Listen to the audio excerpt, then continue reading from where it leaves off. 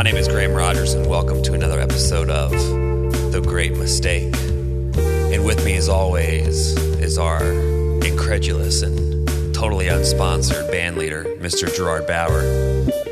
Hello, everybody. I've got extremely long toenails. Yes. And toenails are a good sign of Sexual virility. deviancy. Oh, yeah.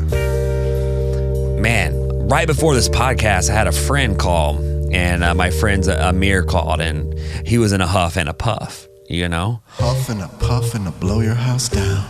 And I could tell that Amir was in a weird place because he was at the gym, and Amir is not a gym guy, you know? He's a little bit smaller statue, and I could hear the weights clinking behind him. So I think he was at the gym, and I don't think he was really working out.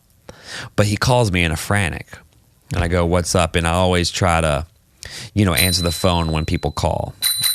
I always try to Ring, ring, ring.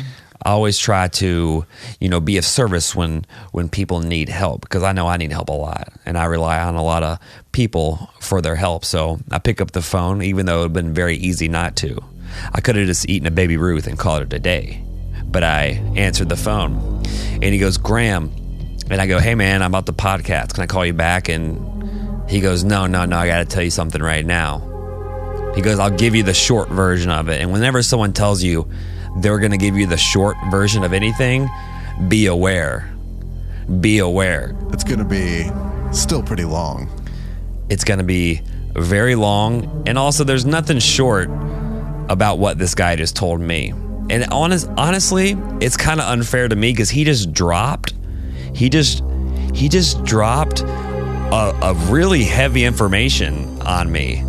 And then he was like, "Okay, I'll let you run by." Not fair. Don't do that. If you have a short story, save it for a longer one.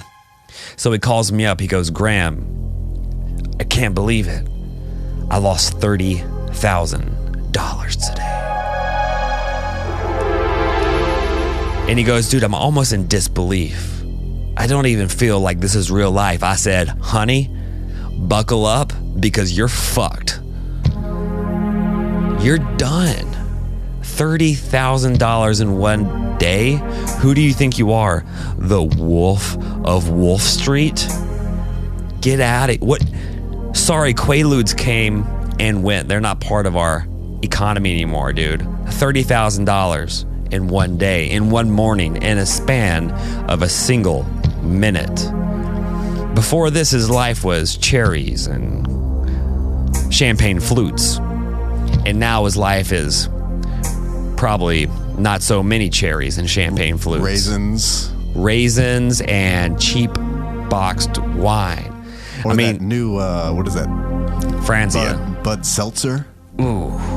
Setzler? And Bud Seltzer is, it's like the poverty version of White Claw or any other. See, I'm not very up to date with my alcohol right now. It's getting new in technology, man. It's getting new. Everybody's getting the sparkling alcohol. Yeah. And I'm just saying, keep it simple, stupid, If you're going to drink alcohol, do it responsibly and do it with cocaine, okay? Listen, they work well. It's like peanut butter and jelly. And always drink your liquor out of a plastic bottle. Preferably. That's where all the good stuff is. And also, if you spill it, you get kind of wiggly hands. Don't break. Don't break. I mean, how upset is it when you're hyped up on the devil's toenail dandruff and you break a glass bottle of Jim Beam? That's not good. It's too late to go to the Conoco. It's too late to go to the fucking Kroger or the Piggly Wiggly or the freaking Rite Aid, because you're up doing blow. But nobody else is. No one else is. And you drop that plastic bottle, you're saved by the bell. Tony the Tiger. But you got that glass bottle, dude. Then you got a mess and you got no more alcohol. So when you drink, do it responsibly. Drink it out of a plastic bottle for the love of God. Yeah, so my friend just lost $30,000, man. So my condolences go out to him. I hope he is doing okay, man. He's at the gym right now, and I think honestly being at the gym is probably going to be more harmful to his health long term than losing $30,000. Yeah. But, we send our condolences out to you, Amir. We'll be thinking about you for the next... Okay, we're done. We're done thinking about Amir. I'm still thinking about him, and I think he's going to get it back. Oh. He should keep his head up. You can tell him that from me. Keep your head up. Yeah. And I am a guru and life coach. And that one's for free. You can tell him that was free. He doesn't have to pay me for that. Well, he can't pay you because he doesn't have any money now. Well, he's going to have some of it back soon. Trust me. We had a friend, Alex, that just asked we get into amoebas, and that would mean it was that's scientific, Alex, and unfortunately on this show we can't stick to reality that much. Yeah, it's court ordered. We're not allowed to talk about science because we know too much. Yes. This is all speculative science. So, if you want to know about lamb gas light syndrome, I could probably answer that for you. If you want to talk about flip fish stick syndrome. Yeah. I mean, dude. But you want to talk about cancer? No, we can't talk about that. Well, yeah. No.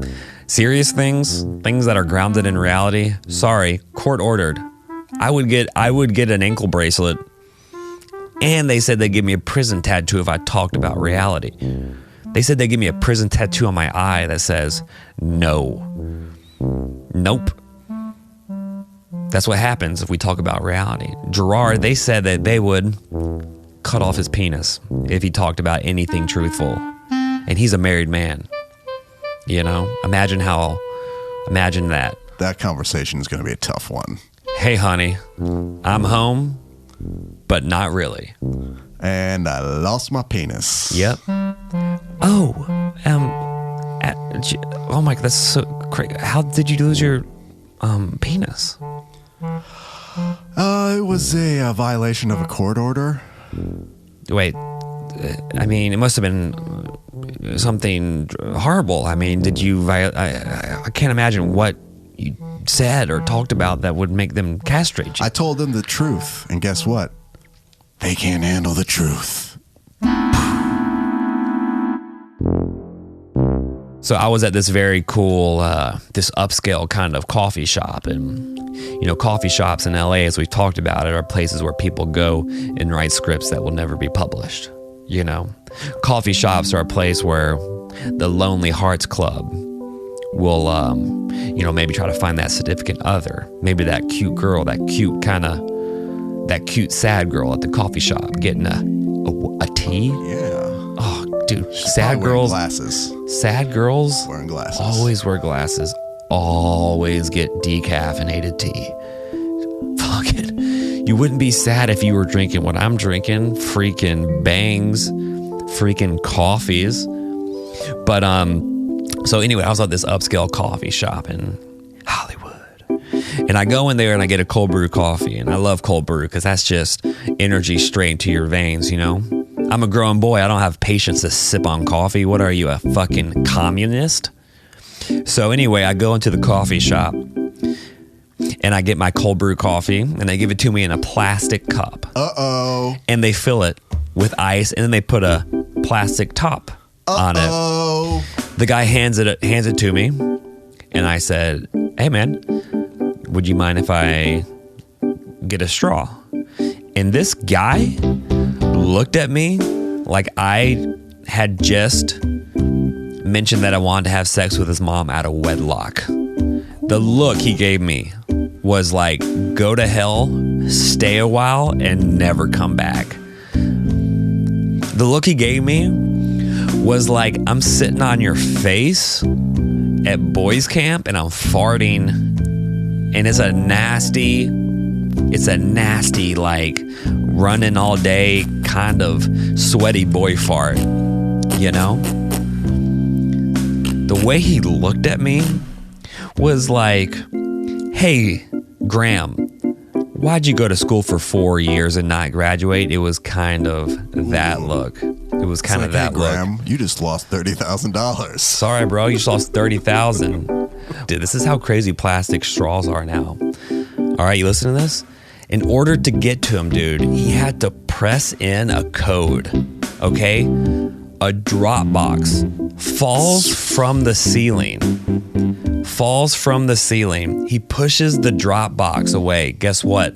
Behind it, there's a safe built into the wall. It takes not one, not two, but three managers turning their key at the same time. To open where the straws were. How many keys do you have on your keychain? I have 5. I have 5 keys on my keychain. Now, do you know what each key is for? I know what they're all for except one. There's one mystery key on my keychain. Yeah. And that's that key I try to unlock doors that shouldn't be open with, you know? Yeah. Because you never know if a key is going to work in a strange door. We talked about earlier, you know?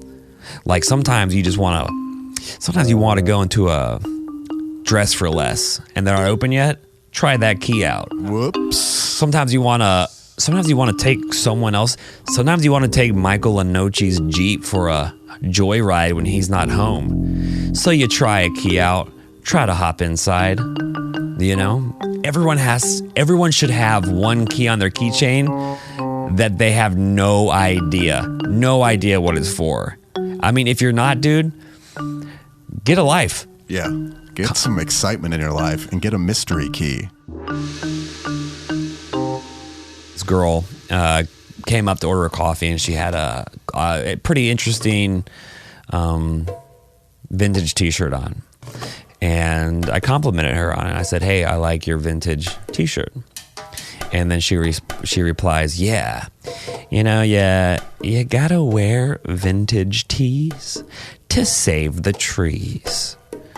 And then I said, "I immediately regret complimenting your t-shirt."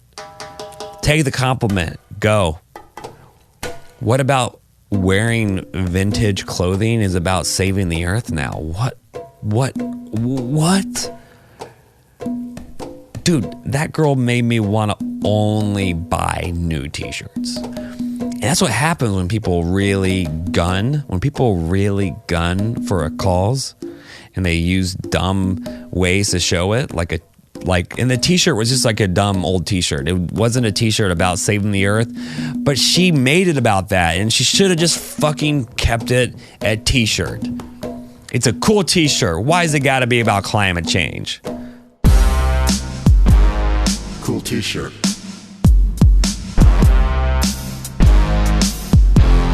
Cool t-shirt, man. She was walking in the coffee shop one day, wore a big t-shirt when I said, "Hey." It was black and it was sponsored by some beer, and I said, "I like your t-shirt, but get out of here." She said, "Oh my gosh, oh my goodness, I'm about saving the planet." I said, "Listen, I don't care, I like how it looks." She said, "I didn't even plan it." Cool t-shirt, man. Cool t-shirt, man. Cool t-shirt, man. Yeah, I like t-shirts. I do too, man. I don't think there's another letter of shirt I would wear. I mean, is there really any? There's A shirts. There's a shirt. A shirt. Yeah, I mean, you can be shirt. You can be shirt. You can see a shirt. Yeah. You can't D. I don't know. F a shirt, but Yeah. you can't F shirt, really. No. G shirt. I might wear a G shirt. Yeah. Sounds pretty cool. Yeah. I mean, that's like one of them oversized polos. A G shirt from back in the day. Yeah, a polo. Yeah, dude. When I first moved out to LA, my closet was just full because I'm from the dirty South, and dirty South we like bright pastels. Bright And pastels, big baggy polos. Not, honestly, it's more fitted polos. Oh, you got the fitted polo. Yeah. I mean, we're classy. So you're not wearing the G shirt. No, we're not wearing the G shirt. It's like maybe like a lowercase G, not like a bam G unit. Yeah. It's like little G. Yeah. And when I moved out here, I had like a bunch of like polos and bright blues and coral pinks and herringbone yellows and cayenne reds. Beautiful. You know, and I kind of started looking around, and I said, Jesus, everyone was wearing, I don't look like anyone here. And, you know, at the time, I was not willing to accept my own style as my own, you know. I was What were people wearing? What did you notice? I noticed mainly just like hoodies and like a lot of beanies, a lot of and beanies are dumb, and I just think, you know, it's never cold enough here to wear a beanie, and you're wearing it for fashion. Take your fucking little hat off, you grown ass man. Hats are fine. Hats are cool, but like a little beanie that just covers the tips of your ears. Fuck you! Get out of here! Like, it doesn't even look. It's a 1/4 of a condom on your dumb head, and you always wear it and like that. Yeah, it's so dumb. You wear it like you're about to unroll a condom onto your head, and you just stopped right there. It's just covering the very tip of your ears. It's not cold enough here to wear beanies. If you were in Michigan, if you were in freaking Toronto, if you were in Quebec, if you were somewhere that was a little bit colder than 70 degrees, then all means wear a freaking beanie. But you know, even there, they were beanies because they need it. They put them all over their ears. You ever seen a Canadian beanie, dude? You can't even see that person's face. It's a ski mask. It's a ski mask, motherfucker. Canadian beanies. A little bit of upsetting news, you know. Right now, the Volvo, you know, that's that third row. That's Graham's shaggin' wagon. That's my shaggin' mobile. Yeah, it's sick right now. It's in the shop, and it's sad, man. I was on the way to the gym yesterday actually, and I was feeling a little stressed out. I was in my own head. I needed some kind of relief. I needed to experience an endorphin rush of some ilk. So packed my gym clothes, packed my clothes for going out later to do stand-up in, and I got my Volvo, turned it on, fine.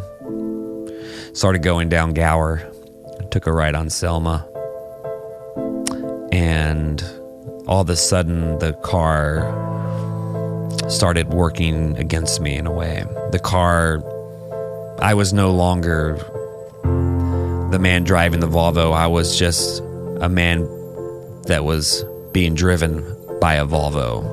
And that hurts when your car turns on you. Ooh. And you know, you think you treat it well, you get it washed, you give it windshield wiper fluid to drink. Take it out for drives every day. Taking it out to drives, dude. Windows down. You feel good in it. And that means the car's doing its job because you feel good in your car. The sunroof, you open the sunroof, you give it sunshine, and then all of a sudden it stops working and it takes control and it says, I don't want to do this anymore. The steering wheel starts to shake, the power brakes go out. You ever tried to drive your car without power steering? Think about the Titanic there and try to steer it with a little steering wheel. Yeah. Power steering is something we never think about, but no one would be able to drive good without power steering. So right now, I want to say a little bit of gratitude for power steering and power brakes. Shout out to power steering. Absolutely. That doesn't get near as much credit. Whoever came up with that idea, whoever came up with that invention, my little LA beanie cap is off to you. Hell yeah. And you can keep it. Ooh, you help me steer around the road. Make it easier to get back home. Power steering. I love you. Hats off.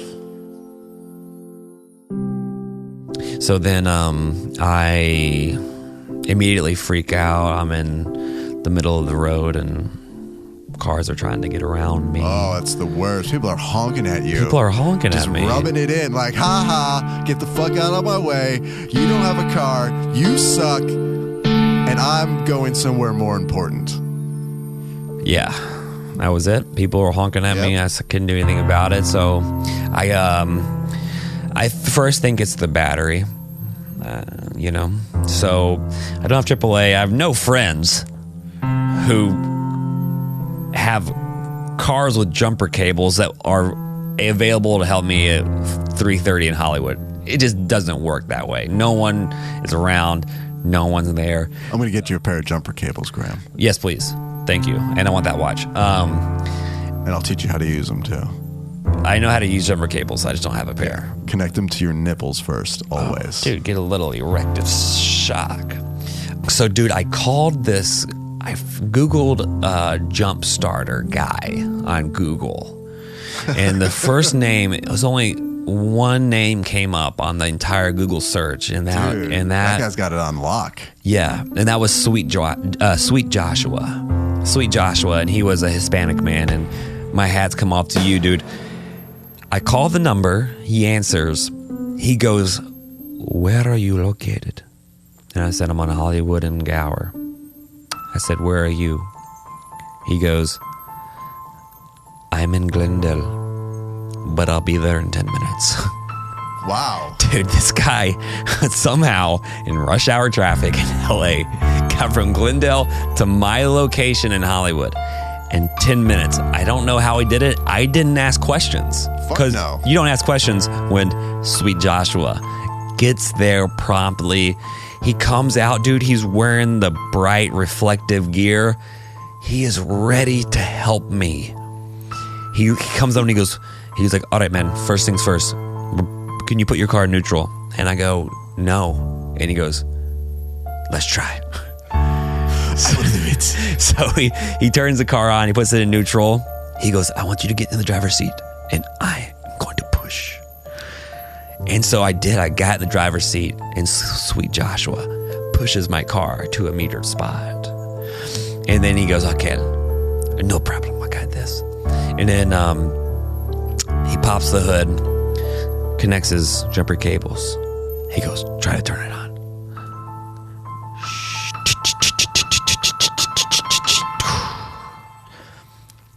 Nothing. Okay, Buckus. Hold on. Okay, try again.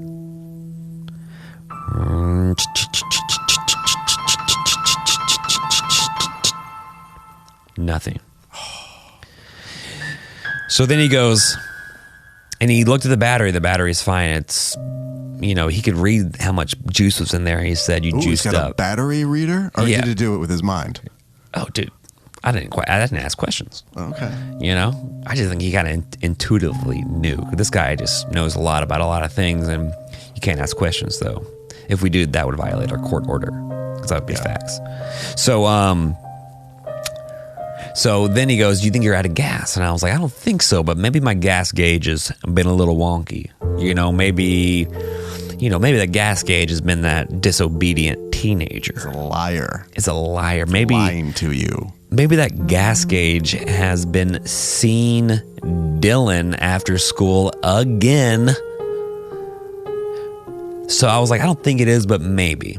Because I didn't want it to jump to conclusions before the bases were checked. So he goes, "Okay, I'll go get you gas."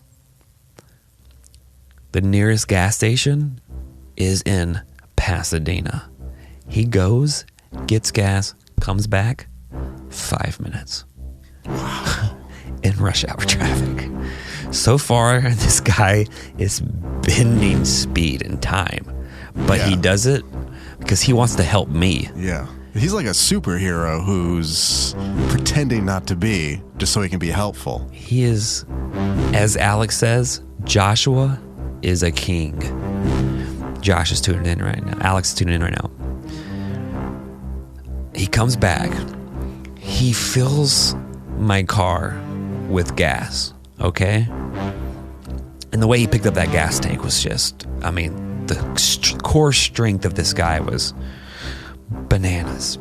And then he goes, okay, start it now.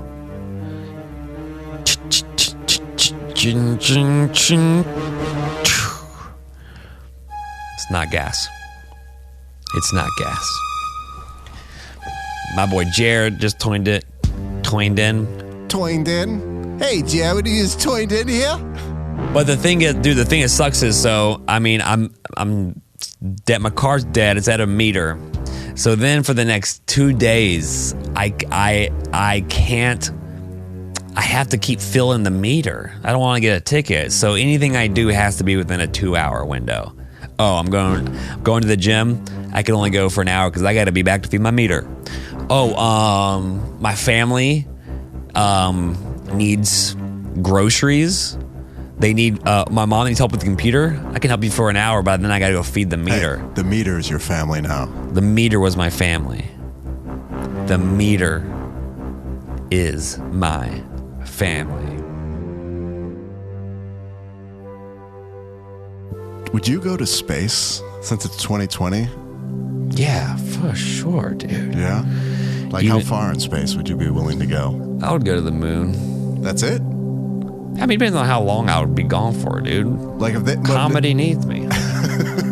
Well, what if there's like a settlement human colony ship and they're just going to go and they will, No. You'd be the only stand-up on the ship. How would you feel about that? I wouldn't like that. I like to be around others. No. There would just be something would happen. There'd be a lot of inbreeding. And also, the Earth is cool. There's a lot of cool things you can do on here. I don't want to go to I don't want to live in some fucking building the rest of my life, float through space. I mean, yeah, it'd be cool initially, but then I would get very bored of it. And think about the cafeteria lunches. Come on. I mean, can you go hunt elk, Joe Rogan, and space? No. No, there's no space elk. No, not that I've heard of, at least. But no, I would 100% stay here.